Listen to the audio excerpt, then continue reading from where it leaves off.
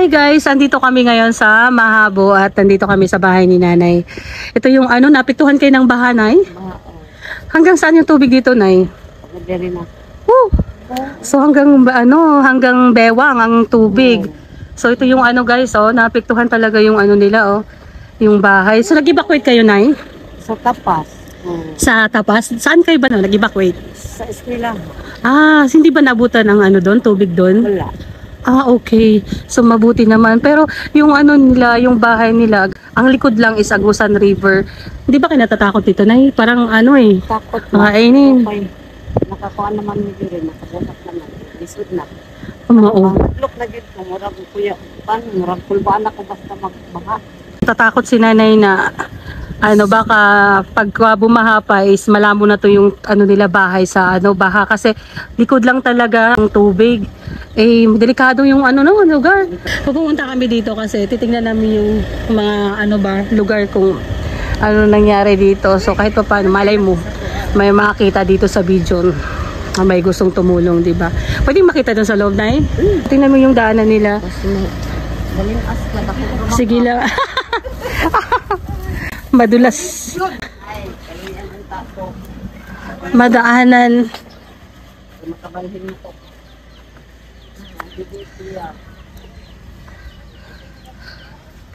Ayan. So ito na siya. Ito yung likod. Ito yung bahay nila. Talaga nakakatakot sa area na to kasi ito yung bahay nila. Tapos andito na yung tubig. Andito yung Agusan River.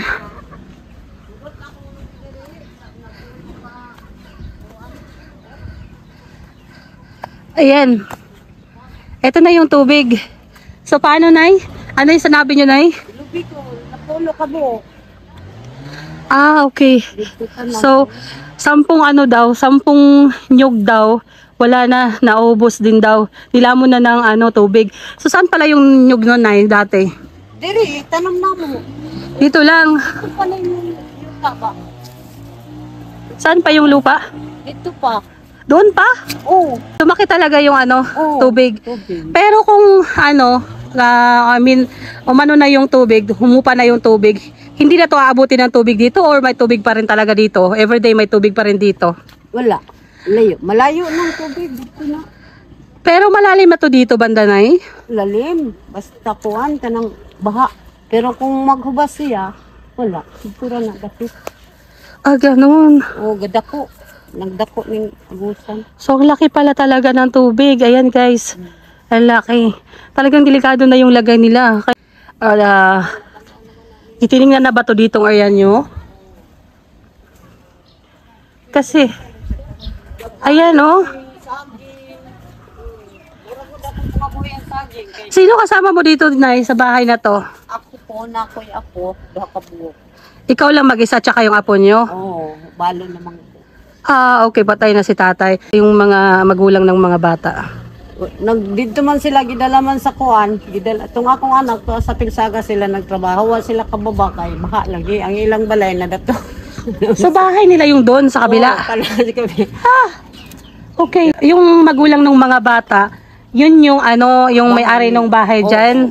Okay. Ito daw yung bahay na magulang ng mga bata na anak ni Nanay. So nandito dun yung area. So grabe pala talaga ang lalim.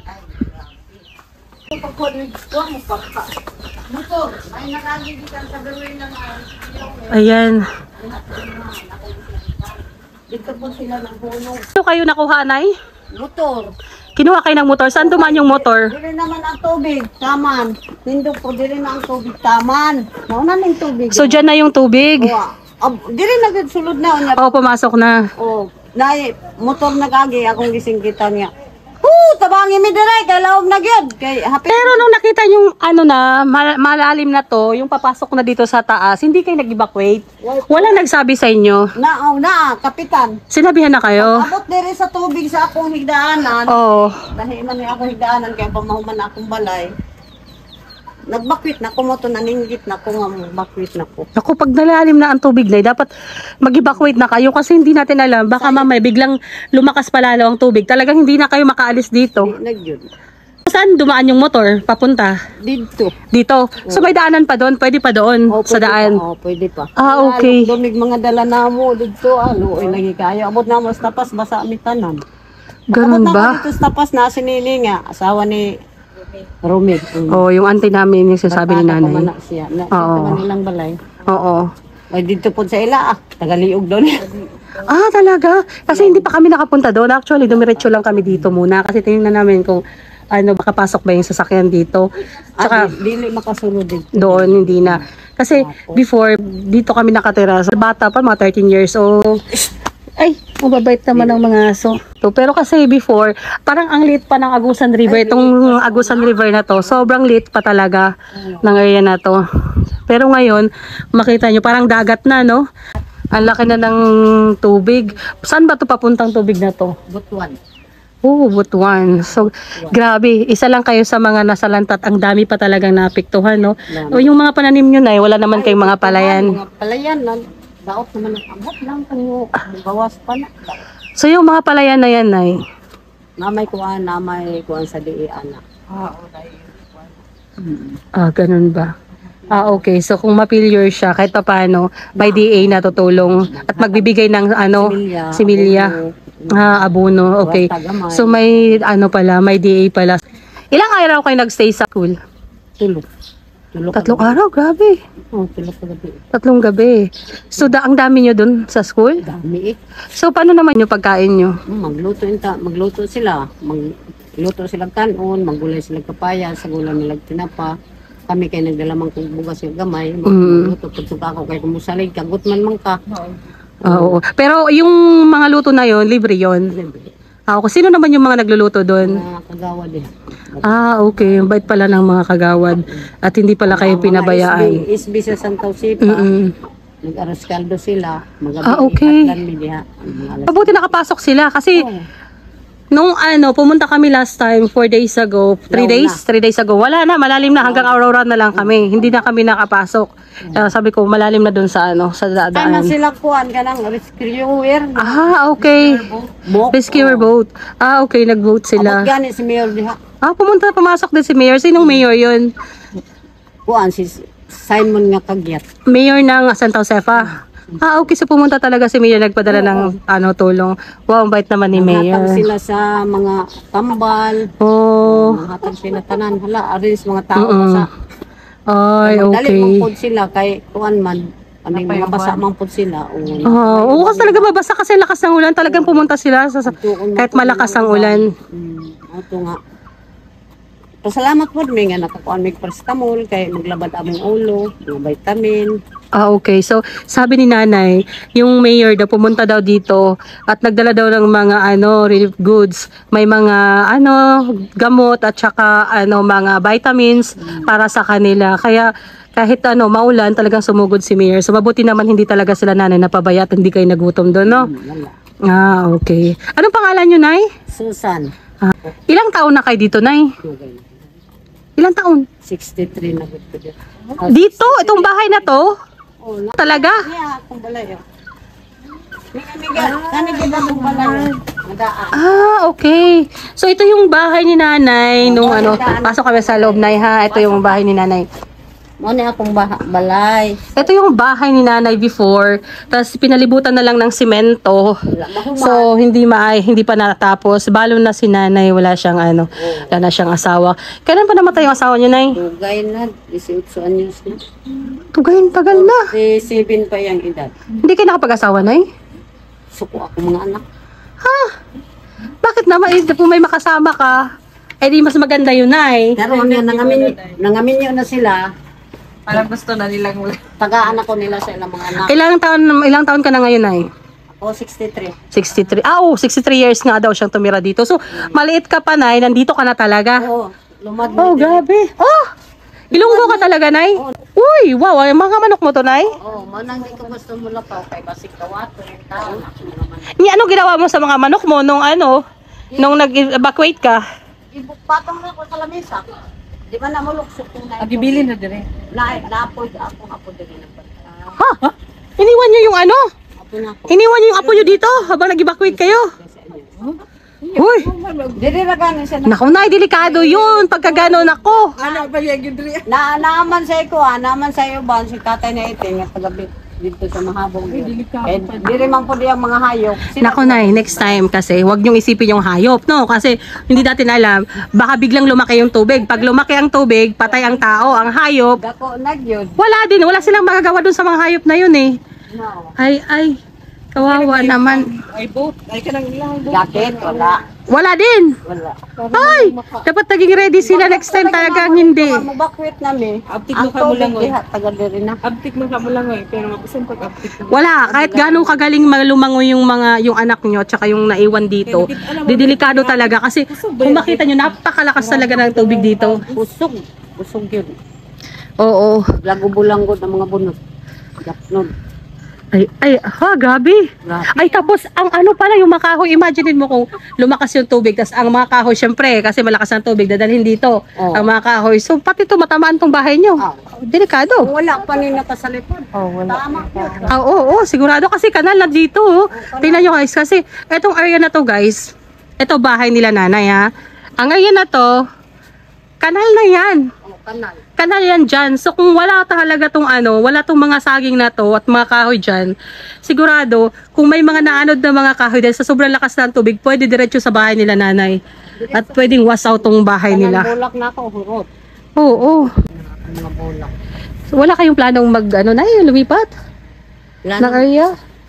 Diha ako aman ni area diha. Mana akong plano diha. Pero mabahaan pa rin yan dyan. Dili. Dili na.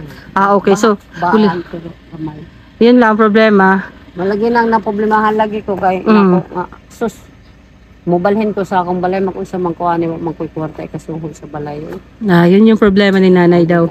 Kung gustuhin man niyang lumipat, pero kasi wala siyang pera na pang patayo ng bahay doon. So, kaya yun, hindi siya makalipat. Kaya, nag-stay siya dito sa bahay na to. Dati-dati na, di ba, alam nyo na may baha dito. Bakit pinatayo nyo pa yung bahay na to? Semento na to. Dati sa una, napay ko andiha kanang tanag nga mga dagko. Kanang tanag mga dagko. Dili pa man diri good. Okay. So, hindi nyo inakala na aabot yung tubig dito at delikado tong lugar na to noon. Kay dugay na Kaya pinatayo yung bahay na to. nangapon ako diri. Okay. Baha diri, taga diri ra. Okay. Nang tuhod guys, ang tubig daw pag pumasok dito. Kaya yun, pinatayo niya yung bahay niya dati. Ngayon, nag-iba na kasi talagang malalim na, hanggang bewang na. So, didelikado. At habang tumatagal to ditong area na to, talagang lalamunin to ng tubig. No? Sobra talaga. Kuya man gani ko kay nag-istorya pa sila nga napa daw low pressure. Ayan, sabi ni nanay, natatakot daw siya kasi may mga sabi-sabi daw na may low pressure pa daw parating. Sana nga naman hindi kasi kung mangyari yun, delikado talaga yung bahay. Abot ba dito yung yung lindol? Oo. Talaga? So, ang lakas talaga ng lindol dito? Kaduha pa gani naglindol ato pagbaha. Okay, nung pinakamalakas na lindol, Dili, abot kayo. Anong nangyari sa tubig? Wala ba? Hindi ba lumaki yung tubig? Pero yun, minsan na kasi delikado din yun. Pag lumakas yung lindol, pwede din ang tubig. Amulok sa dayon mi sa kalsada. Delikado talaga. Bas ana bang balay. Lusog. So, delikado talaga. Ay, nako. So, hirap talaga ng sitwasyon dito, no? Kanino naman tong palayan na hindi yan sa'yo, yung palayan na yan? Hindi sa kuan ko na sa kapatid ko na. Sa kapatid mo. So, ano ba yan? Maging okay pa ba yan? Kasi mukhang affected din eh. Delikado na dito sa lapno. So, anong labno? Anong lapok? Okay, lapok, sorry. So yung apektado na daw siya sa lapok. So baka ulitin niyang palay na yan. Mo na akong apo diri nga bilin-bilin. Siya yung naiwat dito. Si Kuya. Hi, ya. Anong pangalan mo, ya? Mark. Si Mark. Ilang taon ka na, ya? 12 years old. Nag-aaral ka pa? Hindi ka na pumasok ngayon? Grade 7. Grade 7? Wala mo kuan, wala mo eskwela kay na. Sa Tapa. Sa saan ka nag-aaral? Tapas. May high school na ba dito, Nay? Like grade 10. May grade 10 na. Okay, so maganda. Okay, hindi ka natakot ng baha? Ikaw lang mag-isa dito? Siya yung naiwan dito sa sa bahay nung nag-evacuate na sila nanay kasi nanghinayang si nanay na walang malaga dito ng mga manok niya. At hindi daw pwedeng iwanan yung manok dahil baka manakaw. Kasi alam mo naman yung guys, so magnanakaw, delikado. Eh, nang hinayang si nanay, yan na lang nga lang yung mga alaga niya. Nauna na ako. Mga manok. Oh, tingnan mo, delikado talaga. Eh, marunong ka bang lumangoy, ah? Kunti. Kaunti. Diyan kung malakas na ang tubig, marunong ka pa? May mga kahoy-kahoy na? Anong sasakyan mo? Nag-ready ka ba ng galon or something na para mag-save ka? Bani sa saging. Dapat next time pagka ganyan, mag-ano ka, yung galon, bitaw, container na, yung may taklob. Kaya ano? Pero delikado pa rin yan. Kaya pag ganyan, wag mo nang isipin yung mga manok, isipin mo yung buhay mo, ha? Kasi delikado. Oo, kasi, tingnan mo, kasi kanal, dito talaga, dito talaga, ayan, kung makita nyo, ayan, diretso. Diretso talaga yun sa bahay ni nanay. Kung wala talaga yung mga kahoy na to, at wala mga saging na to, sigurado talaga, wash out talaga tong bahay ni nanay. At pati yung bata, madamay pa. Paano naman yung mga aso nyo? Alagang aso, dala din nyo. Wala, dire na siya. So, nandito lang din. Okay. Maglungag, ganiya. Marunong ka na magsaing niya, magluto. Okay, mabuti naman may pagkain ka. Mabalik tayo na yung sabi ng na tiningnan na to ng kapitan dito, no? Anong sabi doon sa bahay nyo? Kapitan. Oo, daw kayo? I-relocate? Ay, balhin daw mi. Ilipat daw kayo. Paglaman daw kuhan dito, kaning barinsay. Oo. Ako daw ito ang kuhan niya dito nga. Pabuhatan niyang pabahay. Okay. Pero hindi naman maapektuhan ng bahanay. Din. Okay. Hayaan mo na lang, Nay. Basta ang mahalaga ay safe kayo, no? Kasi kung dito parang hindi na mga ilang ulan pa to dito, murang delikado na. Ako aman niyo tagere dati. Diha lagi ko anong nang. Pero kasi, Nay, kung dyan ka magbahay, sayang din. Mas sayang lang, Nay. Kasi konting-konti lang to. Ilang mga taon pa to, aabot yung kakailalamunin to dito. Buntod man na, dili. Pero diha na ba sa unahan? Dyan lang ba sa unahan? Yung ano mo? Dyan lang sa unahan, malapit dito. Dili, layo ra. Alayo ra. Okay. Kung malayo-layo lang, kung malayo-layo naman, so walang problema, magpabahay ka doon. Pero kung dito, Nay, na malapit naman dito, mukhang delikado talaga. Wag kasi ilang taon pa dito, wala na, lalamunin din to. Wala, dito man ko layo. Dito Doon pa sa Pamuel. So, okay. Okay. Yan nga, ito na yung ni nanay, sitwasyon niya dito. So, ito pala, Nay. Pangbigas nyo, Nay. Konting tulong para sa inyo, Nay. Salamat. Ay, walang anuman. Yan lang ang makayanan namin, Nay. Malay mo, balang araw at may nakita sa video nyo, kahit paano. Huwag yun ko magdahog nga magkakonsul. Salamat yun. Hindi daw akalain ni nanay na magkapera. Siya may nabuti na at kahit paano makatulong, mambili ng kape nyo, asukay, kahit paano makatulong kaunti sa inyo. Salamat. Kahit paano. So, hindi na kami magtatagal, Nay. Thank you so much. Sige, Nay. Salamat yun. Salamat kayo, Nay. Amping mo din, Nay, ha? Sige, bye-bye.